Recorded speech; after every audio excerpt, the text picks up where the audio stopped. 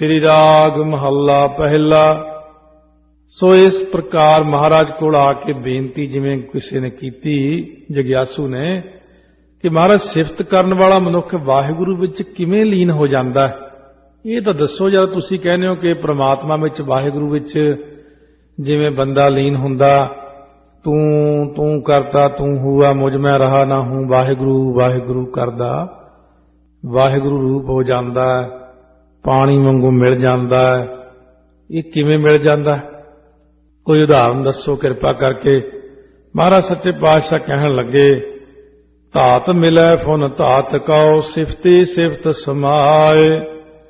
श्री राग महला पहला। पहले पातशाह महाराज फरमाउंदे ने कि वाहिगुरु की सिफत करन वाला जिहड़ा उत्तम अधिकारी है ना, सिफती कौन है? सिफत जिहदी करदे हैं परमात्मा दी। सिफती सिफत समाए। परमात्मा विच इउं भेद हुंदा भाई, जिवें धात मिलै फुन धात कौ।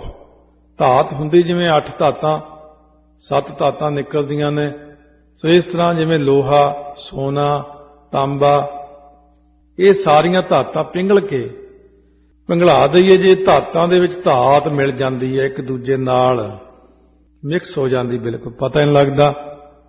सोने च तांबा मिला मिला बेची जांदे ने, ये भी तो है ना, धातां दा मिलना आपस विच।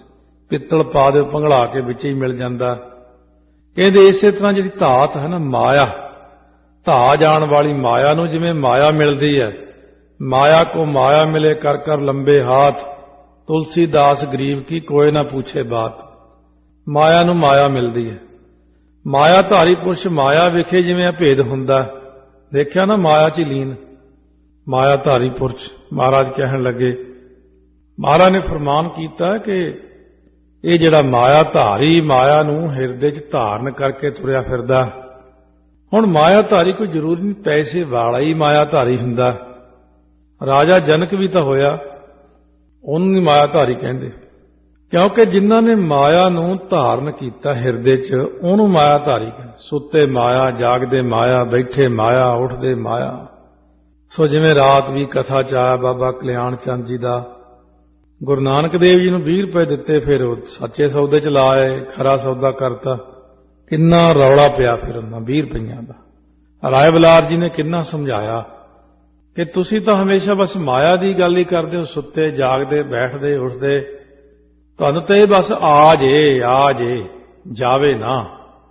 इस करके महाराज कहने ने माया विच गलतान है। माया दा जीव जिवें रक्त बीरज रूप धात है, ते पैदा होए होए बच्चे बच्चियां माता पिता दी इस तरीके नाल ढंग नाल मां की रक्त पिता बिन धारा दे ढंग नाल ही पैदा हुंदे ने, वो मापियां दी शक्ल उत्ते ही जांदे ने।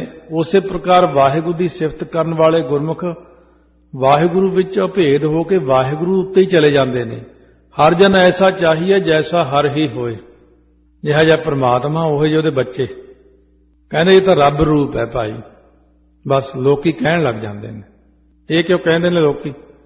क्यों कहते हैं कि रब रूप है? वो इसे करके क्योंकि रब दा पुत है, कलगियां वाले दा पुत्र है, ओदा ही रूप है। खालसा मेरो रूप है खास, खालसे में हो करो निवास। लाल गुलाल गहबरा सच्चा रंग चढ़ाओ। कहने जिहड़ा वाहिगुरू की सिफत करदे ना, उन्हां नूं मन करके लाल रंग चढ़िया है। सिफत करदियां करदियां फिर जुबान करके भी वो लाल रंग दे ही बचन करते हैं, बस हुण नाम बाणी तो बिना दूजी गल नहीं करते। तन करके भी गहबरा उन्होंने गूढ़ा सच्चा नाम का रंग चढ़ गया। लाल गुलाल ते गहबरा, गहबरा तो मतलब गूढ़ा, लाल रंग जो चढ़िया है उन्होंने मन करके, गुलाल चढ़िया है जुबान करके बाणी करके, गहबरा चढ़िया है गूढ़ा रंग उन्होंने। इस करके गूढ़ा सच्चे का रंग चढ़ गया उन्होंने शरीर करके। इस लोक के पदार्थों की इच्छा त्यागण करके लाल रंग चढ़िया, स्वर्ग लोक के पदार्थों की इच्छा त्यागण करके गुलाल रंग चढ़िया, ब्रह्म लोक के पदार्थों की इच्छा त्यागण करके गहबरा चढ़ गया। गूढ़े सच्चे रंग का चढ़ाओ चढ़ गया उन्होंने उत्ते। किवें चढ़िया जी? सानू भी जा तरीका दस दिओ कोई। महाराज सच्चे पातशाह कहते लाल गुलाल गहबरा ਸੱਚਾ ਰੰਗ ਚੜਾਓ। ਕਹਿੰਦੇ ਭਾਈ ਪਹਿਲਾਂ ਨਾ ਬਾਣੀ ਨੂੰ ਕੰਨਾਂ ਨਾਲ ਸੁਣੇ, ਸ਼ਰਵਣ ਕਰੇ, ਫੇਰ ਬੰਦੇ ਨੂੰ ਹੌਲੀ ਹੌਲੀ ਅੰਦਰ ਲਾਲ ਰੰਗ ਚੜ੍ਹਦਾ। ਫੇਰ ਬਾਣੀ ਦਾ ਜਦੋਂ ਮੰਨਣ ਕਰੇ ਫਿਰ ਗੁਲਾਲ ਚੜ੍ਹਦਾ, ਉਸ ਤੋਂ ਵੀ ਜ਼ਿਆਦਾ ਪੱਕਾ। ਫੇਰ ਉਹਦੀ ਕਮਾਈ ਕਰਦਾ ਤਾਂ ਗਹਿਬਰਾ ਰੰਗ ਚੜ੍ਹਦਾ, ਨਿਧਿਆਸਣ ਕਰਕੇ ਗਹਿਬਰਾ ਗੂੜਾ ਸੱਚਾ ਰੰਗ ਚੜ੍ਹ ਜਾਂਦਾ। ਇਹ ਤਿੰਨ ਪ੍ਰਕਾਰ ਸੁਣਿਆ, ਮੰਨਿਆ, ਮਨ ਕੀਤਾ ਭਾਓ, ਅੰਤਰਗਤ ਤੀਰਥ ਮਲ ਨਹਾਓ। ਫਿਰ ਇਸ ਕਰਕੇ ਕਹਿੰਦੇ ਨੇ ਹੋਰ ਕਿਵੇਂ ਚੜ੍ਹ ਸਕਦਾ? ਕਹਿੰਦੇ ਫਿਰ ਦੇਖੋ, ਜੇ ਕਰਮ ਕਰਨਾ, ਕੋਈ ਬਾਣੀ ਪੜ੍ਹਨੀ ਹੈ, ਕੋਈ ਸੇਵਾ ਕਰਨੀ ਹੈ, ਕੋਈ ਦਾਨ ਕਰਨਾ ਹੈ, ਹੋਰ ਤੁਹਾਨੂੰ ਦੱਸ ਦਿੰਦੇ ਤਰੀਕਾ ਕਿ ਛੇਤੀ ਕਿਵੇਂ ਚੜ੍ਹਦਾ। ਕਹਿੰਦੇ ਨਿਸ਼ਕਾਮ ਕਰਨਾ, ਕਰਮ ਕਰੋ ਬਸ। ਸੇਵਾ ਕਰਤ ਹੋਏ ਨਿਹਕਾਮੀ, ਤਿਸ ਕਾ ਹੋਤ ਪ੍ਰਾਪਤ ਸੁਆਮੀ। ਕਹਿੰਦੇ ਨਿਸ਼ਕਾਮ ਕਰਮਾਂ ਦੇ ਕਰਨੇ ਕਰਕੇ ਜਿਹੜਾ ਲਾਲ ਰੰਗ ਚੜਿਆ, ਫਿਰ ਉਪਾਸਨਾ ਦੇ ਕਰਨ ਨਾਲ ਗੁਲਾਲ ਰੰਗ ਚੜਿਆ, ਤੇ ਬ੍ਰਹਮ ਗਿਆਨ ਕਰਕੇ ਗਹਿਬਰਾ ਗੂੜਾ ਰੰਗ ਚੜ ਗਿਆ। ਇਸ ਕਰਕੇ ਸਤਿਗੁਰੂ ਮਹਾਰਾਜ ਸੱਚੇ ਪਾਤਸ਼ਾਹ ਕਹਿੰਦੇ ਨੇ ਕਿ ਰੰਗ ਚੜ੍ਹਦਾ ਹੈ, ਪਰ ਤਰੀਕੇ ਨਾਲ ਸ਼ਰਵਣ ਮੰਨਣ ਨਿਧਿਆਸਣ ਕਰਕੇ। ਸੱਚ ਮਿਲੈ ਸੰਤੋਖੀਆ, ਹਰ ਜਪ ਏਕੈ ਪਾਏ। ਕਹਿੰਦੇ ਜਿਵੇਂ ਲਾਭ ਉਵੇਂ ਸੰਤੁਸ਼ਟ ਹੋ ਜਾਏ ਜੀ ਬਸ। ਯਥਾ ਲਾਭ ਤਥਾ ਸੰਤੁਸ਼ਟ ਰਹਿਣ ਵਾਲੇ ਸੰਤੋਖੀਆਂ ਨੂੰ ਸੱਚਾ ਵਾਹਿਗੁਰੂ ਮਿਲਦਾ ਹੈ। ਜਿਨ੍ਹਾਂ ਸੰਤੋਖੀਆਂ ਨੇ ਏਕੈ ਭਾਏ, ਇੱਕ ਰਸ ਇੱਕ ਪ੍ਰੇਮ ਨਾਲ ਨਾਮ ਜਪਿਆ। ਇਹ ਮਨ ਹਰ ਜੀ ਧਿਆਏ ਤੂੰ, ਇੱਕ ਮਨ ਇੱਕ ਚਿੱਤ ਭਾਏ, ਹਰ ਕੀਆਂ ਸਦਾ ਸਦਾ ਵਡਿਆਈਆਂ ਦੇ, ਨਾ ਪਛੋਤਾਏ। ਭਾਈ ਰੇ ਸੰਤ ਜਨਾ ਕੀ ਰੈਣ।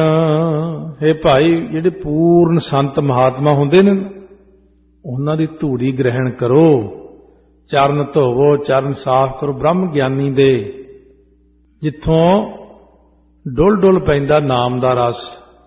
ਲੋਕੀ ਕਹਿੰਦੇ ਅਸੀਂ ਗੁਰੂ ਗ੍ਰੰਥ ਸਾਹਿਬ ਨੂੰ ਮੰਨਦੇ ਹਾਂ, ਅਸੀਂ ਹੋਰ ਨਹੀਂ ਕਿਸੇ ਨੂੰ ਮੰਨਦੇ। ਪਰ ਗੁਰੂ ਗ੍ਰੰਥ ਸਾਹਿਬ ਦੀ ਸਿੱਖਿਆ ਨੂੰ ਮੰਨਦੇ, ਮਹਾਰਾਜ ਦੀ ਪੰਗਤੀ ਨੂੰ ਮੰਨਦੇ। ਸਤਿਗੁਰੂ ਕੀ ਕਹਿੰਦੇ? ਭਾਈ ਰੇ ਸੰਤ ਜਨਾ ਕੀ ਰੈਣ। ਇਹ ਨਹੀਂ ਕਿ ਮੈਂ ਸੰਤਾਂ ਨਾਲ ਰਿਹਾ ਜਾਂ ਮੈਂ ਬਹੁਤ ਸੰਤਾਂ ਦੀ ਸੰਗਤ ਕੀਤੀ ਮੈਂ ਤਾਂ ਕਹਿਣਾ। ਮੈਨੂੰ ਛੱਡ ਦਿਓ, ਜੋ ਗੁਰੂ ਨਾਨਕ ਸਾਹਿਬ ਦੀ ਤੁਕ ਕਹਿੰਦੀ ਉੱਥੇ ਖੜੋ। ਮੈਨੂੰ ਵੀ ਕਹਿੰਦੇ ਆ, ਤੁਹਾਨੂੰ ਵੀ ਕਹਿੰਦੇ ਆ, ਸਾਂਝਾ ਉਪਦੇਸ਼। ਮਹਾਰਾਜ ਕਹਿੰਦੇ ਜੇ ਕੋਈ ਰੱਬ ਦਾ ਪਿਆਰਾ ਮਿਲ ਜਾਏ ਨਾ, ਉਹਨਾਂ ਦੀ ਧੂੜ ਜ਼ਰੂਰ ਲਓ, ਸੇਵਾ ਕਰਿਆ ਕਰੋ ਉਹਨਾਂ ਦੀ। ਸੰਤ ਸਭਾ ਗੁਰ ਪਾਈਐ, ਮੁਕਤ ਪਦਾਰਥ ਤੇਣ ਰਹਾਓ। ਕਿਉਂਕਿ ਸੰਤ ਸਭਾ ਦੇ ਵਿੱਚੋਂ ਹੀ ਪੂਰਨ ਗੁਰੂ ਪ੍ਰਾਪਤ ਕਰੀਦੇ ਨੇ। ਗੁਰੂ ਤੱਕ ਪਹੁੰਚਣ ਲਈ ਵੀ ਤਾਂ ਕੋਈ ਰਸਤਾ ਚਾਹੀਦਾ ਨਾ, ਗੁਰੂ ਦੀ ਸੇਵਾ। ਹੁਣ ਜੇ ਅਸੀਂ ਮਹਾਂਪੁਰਖਾਂ ਨਾਲ ਨਾ ਜਾਂਦੇ, ਅਸੀਂ ਤਾਂ ਘਰੇ ਮੱਝਾਂ ਮੁੱਝਾਂ ਚਾਰਦੇ ਹੁੰਦੇ ਸੀ, ਨਾਲੇ ਪੜ੍ਹੀ ਜਾਣਾ, ਨਾਲੇ ਮੱਝਾਂ ਚਾਰਨੀਆਂ, ਦੁੱਧ ਵੇਚ ਦੇਣਾ। ਤੇ ਇਸ ਕਰਕੇ ਮਾੜਾ ਮੋਟਾ ਪੜ੍ਹਾਈ ਦਾ ਖਰਚਾ ਵੀ ਕੱਢਣਾ। ਸਾਨੂੰ ਕਿੱਥੇ ਅਕਲ ਸੀ, ਢੇਲੇ ਦੀ ਅਕਲ ਨਹੀਂ ਸੀ। ਕਦੇ ਵੀ ਗੁਰਦੁਆਰੇ ਨਹੀਂ ਸੀ ਗਏ ਛੋਟੀ ਉਮਰੇ, ਕਿਉਂ ਘਰ ਦੇ ਨਹੀਂ ਕਦੇ ਗਏ। ਪਿੰਡਾਂ ਪੁੰਡਾਂ 'ਚ ਰਹਿਣ ਵਾਲਿਆਂ ਨੂੰ ਸੰਗਰਾਂਦ ਨੂੰ ਜਾਂਦੇ, ਬਸ ਮਾੜੀ ਮੋਟੀ ਦੇਗ ਲੈ ਲਈ ਸੰਗਰਾਂਦ ਨੂੰ। ਤੜਕੇ 4 ਵਜੇ ਨਗਾਰਾ ਵੱਜ ਗਿਆ, ਬਜ਼ੁਰਗ ਉੱਠ ਖੜੇ, ਚਲੋ ਨਹਾ ਧੋ ਲਏ, ਗੁਰਦੁਆਰੇ ਜਾਏ, ਨਿਆਣਿਆਂ ਨੂੰ ਘਰੇ ਪ੍ਰਸ਼ਾਦ ਦੇਤਾ। ਕੀ ਪਤਾ ਕਿਸੇ ਨੂੰ, ਕੁਝ ਵੀ ਨਹੀਂ ਪਤਾ ਸੀ।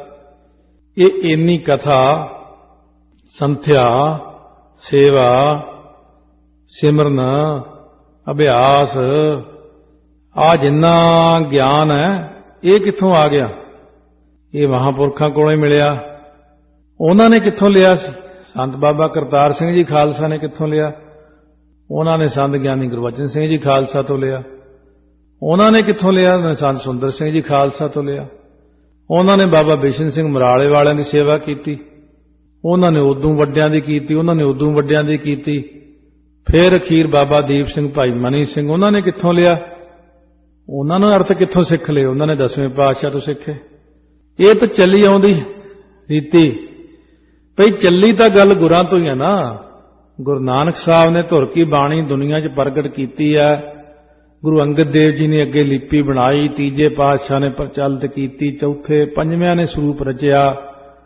ਸਾਰੇ ਸਰੂਪਾਂ ਨੇ ਗੁਰਬਾਣੀ ਦਾ ਪ੍ਰਚਾਰ ਕੀਤਾ। ਹੌਲੀ ਹੌਲੀ ਉਹਨਾਂ ਵਿੱਚੋਂ ਗੁਰਸਿੱਖ ਬਾਬਾ ਬੁੱਢਾ ਜੀ ਵਰਗੇ ਹੋਏ, ਭਾਈ ਗੁਰਦਾਸ ਜੀ ਹੋਏ, ਭਾਈ ਵਿਧੀ ਚੰਦ ਹੋਏ। ਉਹਨਾਂ ਤੋਂ ਅਸੀਂ ਸਿੱਖਿਆ ਭਾਈ ਸਾਰਿਆਂ ਨੇ ਅੱਗੇ ਅੱਗੇ ਅੱਗੇ ਅੱਗੇ ਸਾਰੇ ਸਿੱਖਦੇ ਤੁਰੇ ਆਉਂਦੇ ਨੇ। ਸੋ ਇਸ ਕਰਕੇ ਜਿਹੜੇ ਨੇ ਰੱਬ ਦੇ ਪਿਆਰੇ ਸੰਤ ਮਹਾਤਮਾ ਗੁਰਸਿੱਖ ਉਹਨਾਂ ਕੋਲੋਂ ਜਾ ਕਰਕੇ ਮਿਲੀਏ ਤੇ ਪ੍ਰਾਪਤੀ ਕਰੀਏ। ਸੰਤ ਸਭਾ ਗੁਰ ਪਾਈਐ ਮੁਕਤ ਪਦਾਰਥ ਧੇਣ। ਜੋ ਗੁਰੂ ਜੇ ਸਤਿਗੁਰੂ ਮਹਾਰਾਜ ਨੇ ਮੁਕਤੀ ਪਦਾਰਥ ਦੇਣ ਨੂੰ ਕਾਮ ਧੇਨ ਗਊ ਵਾਂਗੂ ਨੇ, ਕਿਉਂਕਿ ਵਿਆਕਰਨ ਦੀ ਰੀਤੀ ਅਨੁਸਾਰ ਤੱਤਾ ਥੱਥਾ ਦੱਦਾ ਧੱਦਾ ਨੰਨਾ ਇਹ 5 ਅੱਖਰ ਸਵਰਨੀ ਨੇ।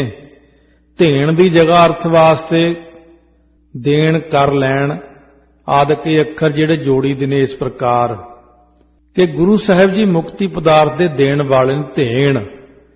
ਜੇ ਕੋਈ ਸ਼ੰਕਾ ਕਰੇ ਕਿ ਕਾਮ ਧੇਨ ਗਊ ਹੋਰ ਸਭ ਪਦਾਰਥ ਦਿੰਦੀ ਪਰ ਮੁਕਤੀ ਨਹੀਂ ਦਿੰਦੀ, ਤਾਂ ਮਹਾਰਾਜ ਕਹਿੰਦੇ ਗੁਰੂ ਸਾਹਿਬ ਜੀ ਸਾਰਿਆਂ ਪਦਾਰਥਾਂ ਦੇ ਦੇਣ ਨੂੰ ਕਾਮ ਧੇਨ ਗਊ ਵਾਂਗੂ ਨੇ ਤੇ ਮੁਕਤੀ ਪਦਾਰਥ ਝੁੰਗੇ 'ਚ ਹੀ ਦੇ ਦਿੰਦੇ ਨੇ ਸਿੱਖ ਨੂੰ। ਆ ਤਾਂ ਜਾ, ਸਤਿਗੁਰੂ ਤਾਂ ਬੈਠੇ ਨੇ। ਮਹਾਰਾਜ ਨੇ ਜਪਜੀ ਸਾਹਿਬ ਦਾ ਪਾਠ ਸੁਣਿਆ, 6ਵੇਂ ਪਾਤਸ਼ਾਹ ਨੇ ਭਾਈ ਗੋਪਾਲਾ ਜੀ ਨੇ ਪਾਠ ਕੀਤਾ। ਸਤਿਗੁਰੂ ਮਹਾਰਾਜ ਸੱਚੇ ਪਾਤਸ਼ਾਹ ਤੋਂ ਇੱਛਾ ਕਰ ਲਈ ਘੋੜਾ ਮਿਲੇ ਕਾਠੀ ਮਿਲੇ, 1.25 ਲੱਖ ਦੀਆਂ ਦੋਵੇਂ ਚੀਜ਼ਾਂ।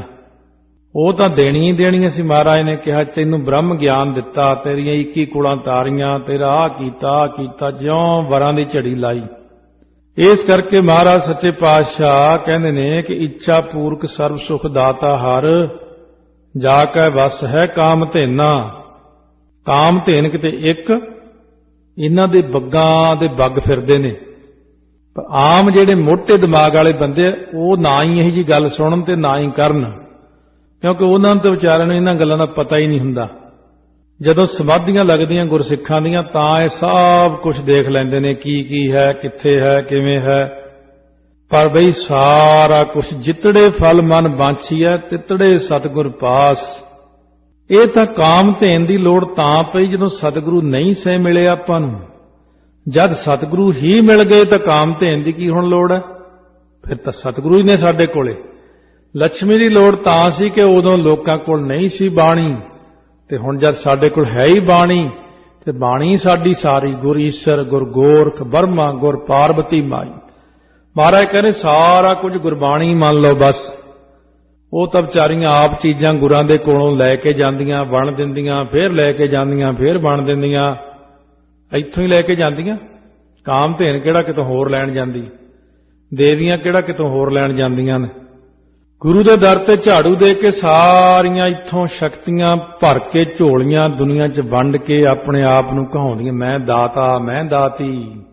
ਪਰ ਅਸਲ ਵਿੱਚ ਦਾਤਾਰ, ਤਾਈਓ ਤੁਹਾਡਾ ਨਾਮ ਦਾਤਾਰ, ਜੋ ਦਾਤਿਆਂ ਦਾ ਵੀ ਦਾਤਾ ਹੈ। ਗੁਰੂ ਗ੍ਰੰਥ ਸਾਹਿਬ ਮਹਾਰਾਜ ਗੁਰੂ ਨਾਨਕ ਦੇਵ ਜੀ ਦਾਤਿਆਂ ਦੇ ਦਾਤੇ ਨੇ, ਵੱਡੇ ਨੇ। ਪਹਿਚਾਨਣ ਵਿੱਚ ਦੇਰ ਲੱਗ ਜਾਂਦੀ ਬਸ। ਇਸ ਕਰਕੇ ਮਹਾਰਾਜ ਸੱਚੇ ਪਾਤਸ਼ਾਹ ਕਹਿੰਦੇ ਨੇ ਸੰਤ ਸਭਾ ਗੁਰ ਪਾਈਐ। ਸੰਤਾਂ ਦੀ ਸਭਾ ਵਿੱਚ ਮਿਲ ਕੇ ਗੁਰੂ ਦੀ ਪ੍ਰਾਪਤੀ ਅਤੇ ਗੁਰੂ ਦੀ ਸੇਵਾ ਦਾ ਤਰੀਕਾ ਸਿੱਖੀਦਾ। ਐਵੇਂ ਤਾਂ ਨਹੀਂ ਭੱਜੇ ਫਿਰਦੇ ਰਹੇ ਇੰਨੇ ਮਹਾਤਮਾ ਕੋਲ, ਇੱਥੇ ਜਾ ਉੱਥੇ ਜਾ। ਪ੍ਰਕਾਸ਼ ਕਿਵੇਂ ਕਰਨਾ, ਸੁਖਾਸਨ ਕਿਵੇਂ ਕਰਨਾ, ਉਹਦੇ ਵਿੱਚ ਵੀ ਅੱਗੇ ਅੱਗੇ ਅੱਗੇ ਬਹੁਤ ਤਰੀਕੇ ਨੇ। ਸਿਰਫ ਪ੍ਰਕਾਸ਼ ਅਤੇ ਸੁਖਾਸਨ ਕਰਨਾ ਹੀ ਸਿੱਖ ਲਈਏ ਇੰਨਾ ਹੀ ਬਹੁਤ ਵੱਡੀ ਚੀਜ਼ ਹੁੰਦੀ ਹੈ। ਇਸ ਕਰਕੇ ਕਈਆਂ ਨੂੰ ਇਹ ਨਹੀਂ ਪਤਾ ਕਿ ਮਹਾਰਾਜ ਦਾ ਸਰੂਪ ਪਲੰਘ ਤੇ ਰੱਖਣਾ ਕਿਹੜੇ ਪਾਸੇ ਨੂੰ ਹੈ, ਇੰਨਾ ਵੀ ਨਹੀਂ ਪਤਾ ਹੁੰਦਾ।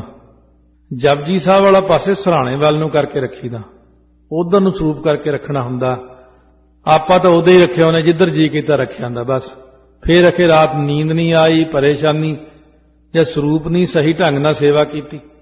ਨਨਕਾਣਾ ਸਾਹਿਬ ਬਹੁਤ ਸਾਲਾਂ ਦੀ ਗੱਲ, ਪਾਠੀ ਸਿੰਘ ਨੇ ਗ੍ਰੰਥੀ ਨੇ ਕਾਹਲੀ ਨਾਲ ਸੁਖਾਸਨ ਕੀਤਾ, ਪੱਤਰਾ ਮੁੜ ਗਿਆ ਵਿੱਚ।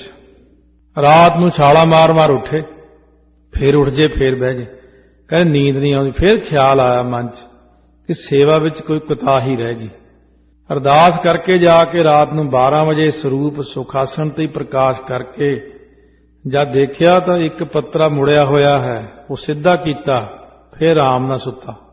ਇਸ ਕਰਕੇ ਕਈ ਰਾਤ ਨੂੰ ਆ ਜਿਹੜੇ ਲੋਕ ਪੀੜੇ ਦੇ ਉੱਤੇ ਹੀ ਮਹਾਰਾਜ ਦਾ ਸੁਖਾਸਨ ਕਰਦੇ, ਘਰਾਂ 'ਚ ਕੋਈ ਇੱਕ ਦਾ ਫੋਨ ਆਇਆ, ਕਹਿੰਦੇ ਕਲੋਜ਼ਟ ਵਿੱਚ ਹੀ ਰੱਖਿਆ ਹੋਇਆ ਮਹਾਰਾਜ ਸਰੂਪ ਬਸ। ਉਹ ਜੇ ਸੇਵਾ ਨਹੀਂ ਕਰਨੀ ਆਉਂਦੀ, ਗੁਰੂ ਘਰ ਸਰੂਪ ਦੇ ਦਿਓ, ਨਾ ਆਪਣੀ ਜ਼ਿੰਦਗੀ ਖਰਾਬ ਕਰੋ, ਨਾ ਨਰਕਾਂ ਦੇ ਰਾਹ ਖੋਲੋ। ਮਹਾਰਾਜ ਸੱਚੇ ਪਾਤਸ਼ਾਹ ਦੀ ਸੇਵਾ ਤਾਂ ਬਹੁਤ ਕਰਮਾਂ ਨਾਲ ਮਿਲਦੀ ਹੈ, ਭਾਗਾਂ ਨਾਲ ਮਿਲਦੀ ਹੈ।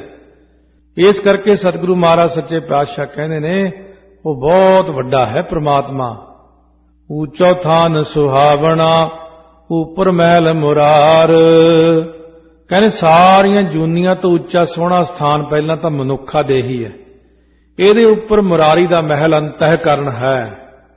ਫਿਰ ਉੱਚੋ ਥਾਨ ਸੁਹਾਵਣਾ, ਸਾਰਿਆਂ ਅੰਗਾਂ ਤੋਂ ਉੱਚਾ ਸੁਹਾਵਣਾ ਸਥਾਨ ਅੰਤਹਿਕਰਨ। ਉੱਪਰ ਮਹਿਲ ਮੁਰਾਰ, ਉਹਦੇ ਉੱਪਰ ਮੁਰਾਰੀ ਮਹਿਲੀ ਆਪ ਸਥਿਤ ਪ੍ਰਮਾਤਮਾ। ਉੱਚੋ ਥਾਨ ਸੁਹਾਵਣਾ, ਸਾਰੀਆਂ ਜੂਨੀਆਂ ਤੋਂ ਉੱਚਾ ਸੁਹਾਵਣਾ ਸਥਾਨ ਮਨੁੱਖਾ ਦੇ ਹੀ, ਉੱਪਰ ਮਹਿਲ ਮੁਰਾਰ, ਇਹਦੇ ਉੱਪਰ ਮੁਰਾਰੀ ਦਾ ਮਹਿਲ ਹੈ ਦਸਮ ਦੁਆਰ। ਸਾਰੇ ਸਰੀਰ ਤੋਂ ਉੱਚਾ ਸੁਹਾਵਣਾ ਸਥਾਨ ਹੈ ਦਸਮ ਦੁਆਰ, ਇਹਦੇ ਉੱਪਰ ਮੁਰਾਰੀ ਮਹਿਲੀ ਆਪ ਸਥਿਤ ਹੈ ਪ੍ਰਮਾਤਮਾ। ਬਹੁਤ ਲੋਕਾਂ ਨੂੰ 99% ਲੋਕਾਂ ਨੂੰ ਤਾਂ ਇਹਦੇ ਬਾਰੇ ਹੀ ਨਹੀਂ ਗਿਆਨ। ਅੱਜ ਦਸਮ ਦੁਆਰ ਵਾਲੇ ਬੜਾ ਰੌਲਾ ਪਾਉਂਦੇ ਸਾਰੇ ਜਾਣੇ, ਕਿਉਂ ਕਦੇ ਦੇਖਿਆ ਤੇ ਕੱਖ ਵੀ ਨਹੀਂਗਾ। ਇੱਕ ਨੇ ਸੁਣਿਆ, ਦੂਜੇ ਨੇ ਰੌਲਾ, ਤੀਜੇ ਨੇ ਹੋਰ ਪਾਇਆ, ਚੌਥੇ ਨੇ ਹੋਰ ਪਾਇਆ, ਪਤਾ ਤੇ ਕਿਸੇ ਨੂੰ ਵੀ ਨਹੀਂ। ਜਦੋਂ ਅਸਲੀਅਤ ਦੱਸਦੇ ਅੱਛਾ ਉਹ ਸਾਨੂੰ ਤਾਂ ਫਲਾਣੇ ਨੇ ਕਿਹਾ ਸੀ, ਬਸ ਇਹ ਫਲਾਣਿਆਂ ਢਿਮਕਿਆਂ ਦੇ ਮਗਰ ਲੱਗ ਲੱਗ ਕੇ ਆਪਣਾ ਬਿਲਕੁਲ ਹੀ ਹੋਰ ਪਾਸੇ ਚਲੇ ਜਾਂਦੇ ਨੇ। ਮਹਾਰਾਜ ਤੋਂ ਤਾਂ ਪੁੱਛ ਲਓ ਪਹਿਲਾਂ ਕਿ ਗੁਰੂ ਗ੍ਰੰਥ ਸਾਹਿਬ ਕੀ ਕਹਿੰਦੇ ਨੇ, ਬ੍ਰਹਮ ਗਿਆਨੀ ਕੀ ਕਹਿੰਦੇ ਨੇ। ਆਪ ਹੀ ਨਾਮ ਦਾ ਅਭਿਆਸ ਕਰਕੇ ਦੇਖ ਲਓ, ਗੱਲ ਹੀ ਮੁਕਾਓ। ਜਾਂ ਮੂਲ ਮੰਤਰ ਦਾ ਪਾਠ ਕਰੋ ਤਾਂ ਬਹੁਤ ਜ਼ਿਆਦਾ, ਤੇ ਤੁਹਾਨੂੰ ਖੁਦ ਹੀ ਦਿਖ ਜਾਣਾ ਸਾਰਾ ਕੁਝ। ਆਪਾਂ ਨੂੰ ਕਿਸੇ ਨੂੰ ਪੁੱਛਣ ਦੀ ਲੋੜ ਹੀ ਨਹੀਂ ਪੈਣੀ। ਉੱਚੋ ਥਾਨ ਸੁਹਾਵਣਾ, ਸਾਰੀ ਧਰਤੀ ਤੋਂ ਉੱਚਾ ਸੁਹਾਵਣਾ ਸਥਾਨ ਹੈ ਭਾਰਤ ਖੰਡ ਦੀ ਭੂਮੀ। ਇਹਦੇ ਉੱਪਰ ਮੁਰਾਰੀ ਦਾ ਮਹਿਲ ਹੈ ਸਤ ਸੰਗਤ ਹਰਮੰਦਰ ਸਾਹਿਬ। ਸਾਰਿਆਂ ਤੋਂ ਉੱਚਾ ਥਾਂ ਸਥਾਨ ਹੈ ਸਤਸੰਗ। ਇਹਦੇ ਉੱਪਰ ਮੁਰਾਰੀ ਦਾ ਮਹਿਲੀ ਆਪ ਸਥਿਤ ਪ੍ਰਮਾਤਮਾ ਸੰਗਤ ਵਿੱਚ ਬੈਠਾ। ਉੱਚਾ ਥਾਂ ਸਾਰਿਆਂ ਤੋਂ ਸੁਹਾਵਣਾ ਸਥਾਨ ਹੈ ਸੁਮੇਰ ਪਰਬਤ। ਇਹਦੇ ਉੱਤੇ ਹੈ ਬੈਕੁੰਠ ਧਾਮ ਪਰਮੇਸ਼ਰ ਦਾ ਆਪਣਾ। ਉੱਚਾ ਥਾਂ ਕਿਹੜਾ ਸਾਰਿਆਂ ਤੋਂ ਪਰਮਾਤਮਾ ਦਾ। ਬੈਕੁੰਠ ਧਾਮ ਤੋਂ ਵੀ ਉੱਪਰ, ਕਿਉਂਕਿ ਦੋ ਅਰਥ ਕਰਨੇ ਪੈਣੇ ਆ ਨਾ। ਇੱਕ ਤਾਂ ਉੱਚਾ ਥਾਂ ਦੱਸਣਾ, ਫਿਰ ਉੱਚੇ ਤੋਂ ਫਿਰ ਉੱਚਾ ਦੱਸਣਾ। ਇਸ ਕਰਕੇ ਬੈਕੁੰਠ ਧਾਮ ਹੈ ਵਿਸ਼ਨੂੰ ਦਾ। ਉੱਪਰ ਮਹਿਲ ਮੁਰਾਰ, ਇਹਦੇ ਉੱਪਰ ਮੁਰਾਰੀ ਦਾ ਮਹਿਲ ਹੈ ਪ੍ਰਮਾਤਮਾ ਦਾ ਮਹਿਲ ਸੱਚਖੰਡ। ਵਸੈ ਨਿਰੰਕਾਰ ਕਰ ਕਰ ਵੇਖਿਆ ਨਦਰ ਨਿਹਾਲ। ਤਿੱਥੈ ਖੰਡ ਮੰਡਲ ਵਰ ਭੰਡ, ਜੇ ਕੋ ਕਥਾ ਤਾਂ ਅੰਤ ਨਾ। ਅੰਤ ਉਹ ਬੰਦੇ ਦਾ ਹੀ ਅੰਤ ਹੋ ਜਾਂਦਾ। ਮਹਾਰਾਜ ਫਿਰ ਪ੍ਰਾਪਤੀ ਦੇ ਹੁਣ ਢੰਗ ਦੱਸਦੇ ਨੇ। ਸੱਚ ਕਰਨੀ ਦੇ ਪਾਈਐ ਦਰ ਘਰ ਮਹਿਲ ਪਿਆਰ। ਕਹਿੰਦੇ ਸੱਚੀ ਭਗਤੀ ਰੂਪ ਕਰਨੀ ਦੇ ਕਰਨ ਨਾਲ ਨਾ ਅੰਤਹਿਕਰਨ ਰੂਪੀ ਘਰ ਦੇ ਅੰਦਰ ਹੀ ਮਹਿਲ ਪਿਆਰ, ਪਰਮੇਸ਼ਰ ਦਾ ਪਿਆਰ ਪਾਈਦਾ। ਅੰਤਹਿਕਰਨ ਆਪਣੇ ਅੰਦਰ ਹੈ, ਹਿਰਦਾ। ਅੰਤਹਿਕਰਨ ਦਾ ਮਤਲਬ ਚਤੁਸ਼ਟਾ। ਚਤੁਸ਼ਟੇ ਦਾ ਭਾਵ ਹੁੰਦਾ ਮਨ, ਬੁੱਧ, ਚਿੱਤ, ਹੰਕਾਰ। ਇਹ ਚਾਰ ਚੀਜ਼ਾਂ ਨੂੰ ਮਿਲਾ ਕੇ ਬਣਦਾ ਅੰਤਹਿਕਰਨ, ਅੰਤਸ਼ਕਰਨ ਰੂਪੀ ਭਾਂਡਾ। ਸੋ ਭਾਂਡੇ ਦੇ ਅੰਦਰ ਭਾਂਡਾ ਧੋਏ ਬੈਸ ਧੂਪ ਦੇਵੋ ਤਉ ਦੁੱਧੇ ਕੋ ਜਾਵੋ। ਸੱਚ ਕਰਨੀ ਦੇ ਪਾਈ ਹੈ, ਸੱਚੀ ਭਗਤੀ ਰੂਪੀ ਕਰਨੀ ਨਾਲ ਅੰਤਸ਼ਕਰਨ ਰੂਪੀ ਘਰ ਦੇ ਅੰਦਰ ਹੀ ਪਰਮੇਸ਼ਰ ਦਾ ਪਿਆਰ ਪ੍ਰਾਪਤ ਹੋ ਜਾਂਦਾ। ਗੁਰਮੁਖ ਮਨ ਸਮਝਾਈ ਹੈ ਆਤਮ ਰਾਮ ਵਿਚਾਰ। ਧੰਨ ਗੁਰੂ ਨਾਨਕ ਦੇਵ ਜੀ ਮਹਾਰਾਜ ਫਰਮਾਉਂਦੇ ਨੇ ਕਿ ਆਤਮ ਜੋ ਹੈ ਨਾ, ਜੀਵ ਆਤਮਾ ਤੇ ਰਾਮ ਪਰਮੇਸ਼ਰ ਦੋਹਾਂ ਦੇ ਅਭੇਦਤਾ ਦਾ ਜਿਹੜਾ ਵਿਚਾਰ ਹੈ ਨਾ, ਇਹ ਸਤਿਗੁਰੂ ਦੁਆਰਾ ਆਪਣੇ ਮਨ ਨੂੰ ਸਮਝਾਈਏ ਬੈਠ ਕੇ। ਮੈਂ ਆਤਮਾ ਹਾਂ, ਉਹ ਪਰਮਾਤਮਾ ਹੈ। ਕਦੇ ਬਹਿ ਕੇ ਸਮਝਾਇਆ ਵੀ ਕਰੋ ਨਾ ਇਕੱਲੇ ਆਪਣੇ ਆਪ ਨੂੰ, ਤੇ ਬਈ ਉਹ ਪਰਮਾਤਮਾ ਹੈ, ਸਮੁੰਦਰ ਵਾਂਗ ਹੈ, ਮੈਂ ਇੱਕ ਬੂੰਦ ਵਾਂਗੂ। ਮੈਂ ਬੂੰਦ ਹੋ ਕੇ ਦੁਖੀ ਹੋ ਰਿਹਾ। ਬੂੰਦ ਦੇ ਉੱਡ ਜਾਣ ਦਾ ਡਰ, ਬੂੰਦ ਦੇ ਤਵੇ ਦੇ ਉੱਤੇ ਬੂੰਦ ਪਾਓ ਸੜ ਜਾਂਦੀ ਹੈ। ਇਸੇ ਪ੍ਰਕਾਰ ਮਾੜਾ ਜਿਹਾ ਪਾਣੀ ਪਿਆ ਹੋਵੇ ਠੂਠੇ 'ਚ, ਉਹ ਪਾਣੀ ਗੰਦਾ ਹੋ ਜਾਂਦਾ, ਕਿਰਮ ਪੈ ਜਾਂਦੇ ਨੇ, ਸੁੱਕ ਜਾਂਦਾ। ਠੰਡ ਪਈ ਤੋਂ ਬਿਲਕੁਲ ਹੀ ਠੰਡਾ, ਗਰਮੀ ਤੋਂ ਬਿਲਕੁਲ ਹੀ ਗਰਮ। ਜੇ ਉਹ ਸਮੁੰਦਰ ਵਿੱਚ ਮਿਲ ਜਾਵੇ ਬੂੰਦ, ਤਾਂ ਨਾ ਉਹ ਠੰਡਾ ਨਾ ਗਰਮ, ਨਾ ਉਹਨੂੰ ਮੁੱਕਣ ਦਾ ਡਰ, ਨਾ ਸੁੱਕਣ ਦਾ ਡਰ, ਨਾ ਉੱਡਣ ਦਾ ਡਰ, ਨਾ ਉਹਨੂੰ ਗੰਦੇ ਹੋਣ ਦਾ ਡਰ। ਇਸ ਕਰਕੇ ਸਤਿਗੁਰੂ ਕਹਿੰਦੇ ਬਹਿ ਕੇ ਧਿਆਨ ਦਿਓ ਕਿ ਮੈਂ ਆਤਮਾ ਹਾਂ ਤੇ ਮੈਂ ਪਰਮਾਤਮਾ ਵਿੱਚ ਲੀਨ ਹੋਣਾ। ਤੇ ਮੈਂ ਲੀਨ ਹੋਣ ਲਈ ਕੀ ਕਰਾਂ? ਤ੍ਰਿਵਿਧ ਕਰਮ ਕਮਾਈਆ ਹੈ ਆਸਨ ਦੇਸਾ ਹੋਏ। ਕਹਿੰਦੇ ਹੁਣ ਸਿਮਰਨ ਕਰਨਾ ਉਹਨੂੰ ਮਿਲਣ ਲਈ।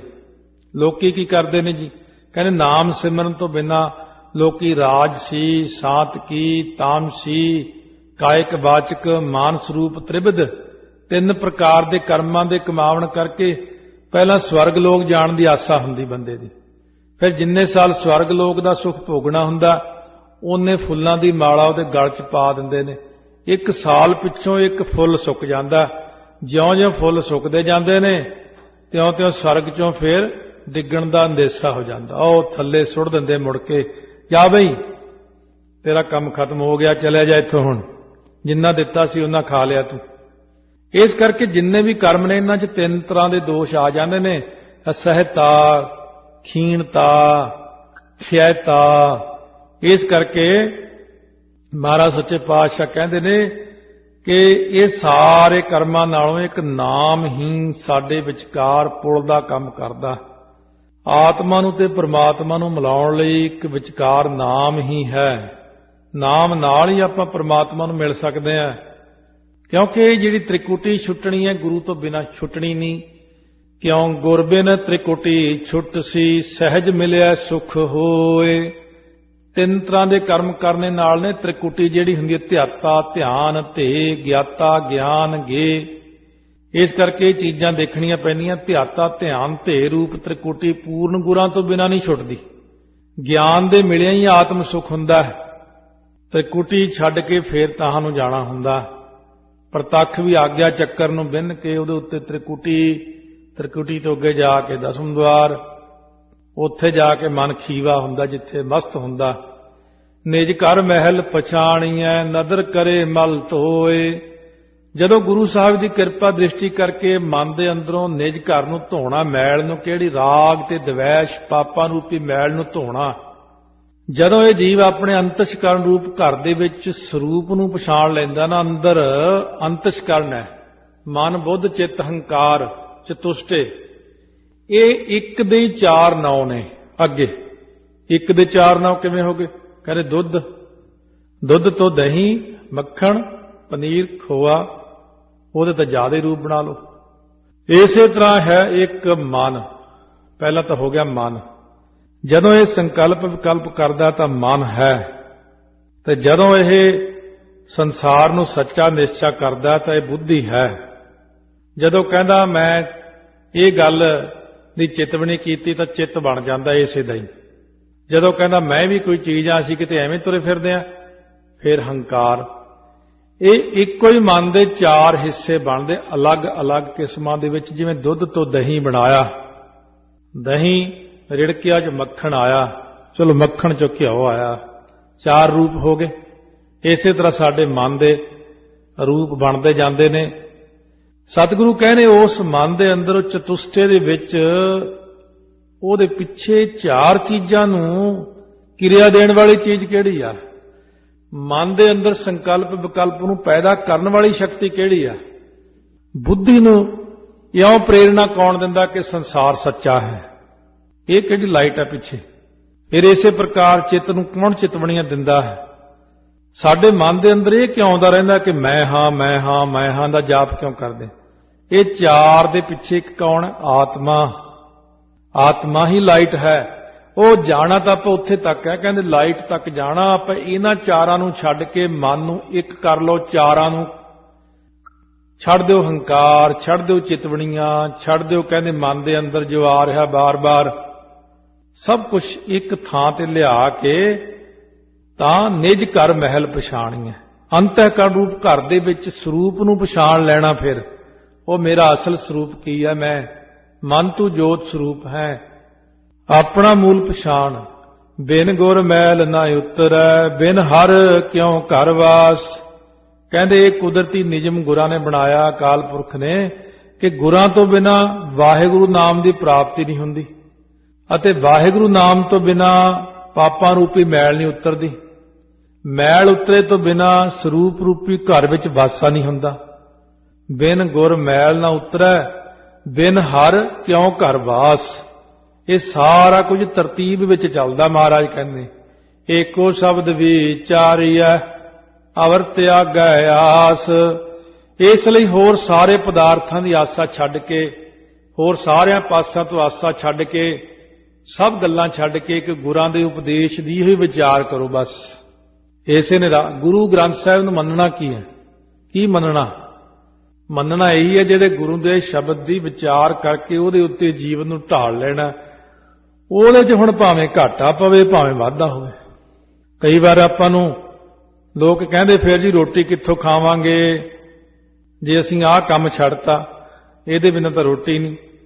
ਘਾਟਾ ਤਾਂ ਦੇਖੋ ਪੈਣਾ ਹੀ ਆ। ਜਦੋਂ ਆਪਾਂ ਗੁਰੂ ਸਾਹਿਬ ਦੇ ਆਸਰੇ ਤੁਰਨਾ, ਮਰਿਆਦਾ ਵਿੱਚ ਤੁਰਨਾ, ਤਾਂ ਕਈ ਗੱਲਾਂ ਪਹਿਲਾਂ ਗੜਬੜ ਹੋਣਗੀਆਂ, ਫਿਰ ਹੌਲੀ ਹੌਲੀ ਆਪੇ ਐਡਜਸਟ ਕਰਨੇ। ਸਤਿਗੁਰੂ ਮਹਾਰਾਜ ਸਭ ਕੁਝ ਦੇਖਦੇ ਨੇ, ਦੇ ਵੀ ਦਿੰਦੇ ਨੇ। ਸਤਿਗੁਰੂ ਦੇਖਦੇ ਮੇਰੇ ਪਿੱਛੇ ਸਭ ਕੁਝ ਛੱਡਤਾ ਬਈ ਇਹਨੇ, ਆਹ ਤਾਂ ਰੋਟੀ ਵੀ ਨਹੀਂ ਵਿਚਾਰੇ ਨੂੰ ਮਿਲਦੀ, ਮੇਰੇ ਪਿੱਛੇ ਚੱਲ ਬਈ ਮੈਂ ਇਹਨੂੰ ਸਭ ਤੋਂ ਅਮੀਰ ਬਣਾ ਦੇਣਾ, ਹੁਣ ਵੱਧ ਪੈਸਾ ਦੇਣਾ, ਕਿਉਂ ਨਾ ਇਹ ਮੇਰੀ ਗੱਲ ਮੰਨੀ ਹੈ। ਆਪਾਂ ਤਾਂ ਪਹਿਲੇ ਦਿਨ ਹੀ ਡੋਲ ਜਾਂਦੇ ਆ। ਪਹਿਲੇ ਦਿਨ ਡੋਲਣ ਵਾਲਾ ਕਦੇ ਸਿੱਖ ਨਹੀਂ ਹੋ ਸਕਦਾ। ਸਿੱਖ ਤਾਂ ਸਾਰੇ ਮੁਸੀਬਤਾਂ ਨੂੰ ਝੱਲਦਾ ਹੋਇਆ, ਪਹਾੜਾਂ ਨੂੰ ਪਾੜ ਕੇ ਵੀ ਸਿੱਖੀ ਨੂੰ ਕਮਾਉਂਦਾ ਸਿੱਖ। ਭਾਈ ਮੰਝ ਵੱਲ ਦੇਖੋ। ਇਸ ਕਰਕੇ ਮਹਾਰਾਜ ਕਹਿੰਦੇ ਨੇ, ਨਾਨਕ ਦੇਖ ਦਿਖਾਈਐ ਹਉ ਸਦ ਬਲਿਹਾਰੈ ਜਾਸ। ਮਹਾਰਾਜ ਕਥਨ ਕਰਦੇ ਗੁਰੂ ਨਾਨਕ ਦੇਵ ਜੀ ਜਿਹੜੇ ਪੂਰਨ ਗੁਰੂ ਹੁੰਦੇ ਨੇ ਨਾ, ਉਹ ਦੇਖ ਦਿਖਾਈ ਹੈ, ਗਿਆਨ ਦ੍ਰਿਸ਼ਟੀ ਦਿਖਾਉਂਦੇ। ਪੂਰੇ ਗੁਰੂ ਪਹਿਲਾਂ ਆਪ ਪਰਮੇਸ਼ਰ ਨੂੰ ਵੇਖਦੇ ਨੇ, ਦੇਖ ਫਿਰ ਦਿਖਾਈ ਹੈ, ਫਿਰ ਹੋਰਨਾਂ ਨੂੰ ਵਿਖਾਉਂਦੇ ਨੇ। ਇਸ ਕਰਕੇ ਮੈਂ ਆਪਣੇ ਸਤਿਗੁਰਾਂ ਤੋਂ ਬਲਿਹਾਰ ਜਾਵਾਂ ਜਿਨ੍ਹਾਂ ਗੁਰੂ ਨਾਨਕ ਦੇਵ ਜੀ ਨੇ ਆਪ ਨਿਰੰਕਾਰ ਨੂੰ ਦੇਖਿਆ, ਭਾਵ ਨਿਰਗੁਣ ਸਰੂਪ ਤੇ ਸਰਗੁਣ ਸਰੂਪ। ਤੇਰਾ ਨਾਮ ਕਹਿੰਦੇ ਗੁਰ ਪਰਮੇਸ਼ਰ ਹੈ, ਮੇਰਾ ਨਾਮ ਪਾਰ ਬ੍ਰਹਮ ਪਰਮੇਸ਼ਰ ਹੈ। ਇਸ ਕਰਕੇ ਨਿਰਗੁਣ ਸਰੂਪ ਪਾਰ ਬ੍ਰਹਮ ਪਰਮੇਸ਼ਰ ਤੇ ਸਰਗੁਣ ਸਰੂਪ ਗੁਰ ਪਰਮੇਸ਼ਰ। ਗੁਰ ਪਰਮੇਸ਼ਰ ਪੂਜੀਆ ਮਨ ਤਨ ਲਾਏ ਪਿਆਰ। ਮਹਾਰਾਜ ਕਹਿੰਦੇ ਇਸ ਕਰਕੇ ਬਲਿਹਾਰ ਜਾਈਏ ਪ੍ਰਮਾਤਮਾ ਤੋਂ, ਗੁਰੂ ਸਾਹਿਬ ਤੋਂ ਕੁਰਬਾਨ ਜਾਓ ਜਿਨ੍ਹਾਂ ਨੇ ਆਪ ਨਿਰੰਕਾਰ ਨੂੰ ਦੇਖਿਆ ਤੇ ਸਿੱਖ ਨੂੰ ਦਿਖਾਇਆ, ਸਿੱਖ ਨੂੰ ਨਿਰੰਕਾਰ ਦੇ ਲੜ ਲਾਇਆ। ਆਪ ਨਿਰੰਕਾਰ ਸ੍ਰਿਸ਼ਟੀ ਤੇ ਆਇਆ, ਸਰਗੁਣ ਰੂਪ ਧਾਰ ਕੇ ਸ਼ਬਦ ਦੇ ਰਾਹੀਂ ਨਿਰੰਕਾਰ ਨਾਲ ਜੋੜ ਕੇ ਨਿਰੰਕਾਰ ਵਿੱਚ ਹੀ ਸਿੱਖ ਨੂੰ ਮਿਲਾ ਦਿੱਤਾ। ਇੱਕ ਮਿੱਕ ਹੋ ਗਏ, ਸੱਚਖੰਡ ਦੇ ਵਾਸੀ ਬਣਾ ਦਿੱਤੇ। ਇਉਂ ਗੁਰਾਂ ਨੇ ਸਾਨੂੰ ਇਹ ਉਪਦੇਸ਼ ਬਖਸ਼ਿਸ਼ ਕੀਤਾ ਹੈ ਸ਼ਬਦਾਂ ਦੇ ਰਾਹੀਂ, ਕਿਉਂਕਿ 12ਵਾਂ ਸ਼ਬਦ ਸੀ। ਇਸ ਕਰਕੇ ਇਸ 12ਵੇਂ ਸ਼ਬਦ ਦਾ ਧਿਆਨ ਰੱਖਣਾ। 6ਵਾਂ 12ਵਾਂ ਤੇ 15ਵਾਂ ਭਾਵੇਂ ਪੋਥੀਆਂ ਵਿੱਚ ਛਪਾਉਣ ਵੇਲੇ ਗਲਤੀਆਂ ਹੋ ਜਾਂਦੀਆਂ ਨੇ। ਮਹੱਲ ਪਹਿਲਾ, ਸ੍ਰੀ ਰਾਗ ਮਹੱਲ ਪਹਿਲਾ 12ਵੇਂ ਸ਼ਬਦ 'ਚ ਆਉਂਦਾ, ਅੱਗੇ 15ਵੇਂ 'ਚ ਆਵੇਗਾ। ਇਸ ਕਰਕੇ ਜਦੋਂ ਪਾਠ ਕਰਨਾ ਪੈਨ ਚੁੱਕ ਕੇ ਨਹੀਂ ਕਰਨਾ ਕਿ ਮਹੱਲ ਲਿਖਿਆ ਮਹੱਲਾ ਹੀ ਕਰ ਦਈਏ, ਜਾਂ ਜਿੱਥੇ ਲਿਖਿਆ ਮਹੱਲ ਧਿਆਨ ਦੇਣਾ ਉੱਥੇ। ਗੁਰਾਂ ਨੇ ਇੰਨਾ ਉਪਦੇਸ਼ ਆਪਾਂ ਨੂੰ ਅੱਜ ਦਿੱਤਾ 3 ਸ਼ਬਦਾਂ ਵਿੱਚ। ਗੁਰੂ ਨਾਨਕ ਦੇਵ ਜੀ ਨੇ ਤਾਂ ਜਿੱਥੇ ਇੱਕ ਸ਼ਬਦ ਸੁਣਾਤਾ ਉੱਥੇ ਦੁਨੀਆ ਤਰ ਗਈ, ਤੇ ਇੱਥੇ ਤੇ 12 ਸ਼ਬਦ ਹੋ ਚੁੱਕੇ ਹੁਣ ਤੱਕ। ਤੇ 12 ਸ਼ਬਦਾਂ ਦਾ ਗਿਆਨ ਕਿੰਨਾ ਹੀ ਵੱਡਾ ਹੋ ਗਿਆ, ਸਾਡੀ ਬੁੱਧੀ ਤੋਂ ਪਰੇ ਦਾ ਗਿਆਨ ਹੈ। ਮਹਾਰਾਜ ਕਹਿੰਦੇ ਨਾਮ ਜਪੋ, ਗੁਰ ਸ਼ਬਦ ਦੀ ਵਿਚਾਰ ਕਰਦੇ ਹੋਏ ਪ੍ਰਮਾਤਮਾ ਦੇ ਵਿੱਚ ਲੀਨ ਹੋ ਜਾਓ। ਵਾਹਿਗੁਰੂ ਵਾਹਿਗੁਰੂ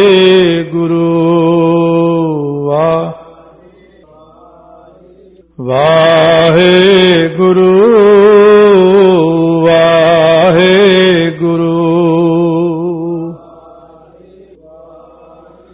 ਵਾਹਿਗੁਰੂ